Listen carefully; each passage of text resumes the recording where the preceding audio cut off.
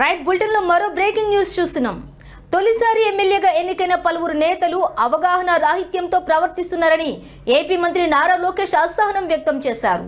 వారి తీరులో అనుభవమే లేనట్లు కొట్టొచ్చినట్లు కనిపిస్తోందని అన్నారు.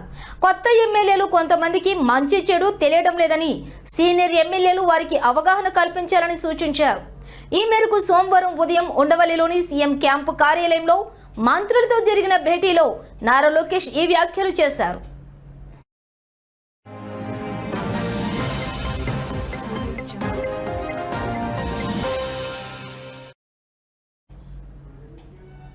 ఎమ్మెల్యేగా గెలిచిన కొత్తలో ఎదుర్కొన్న ఇబ్బందులు, వాటిని ఎలా అధిగమించి ఈ స్థాయికి వచ్చారనే విషయాలపై అవగాహన కల్పించాలని సీనియర్ ఎమ్మెల్యేలకు లోకేష్ చెప్పారు.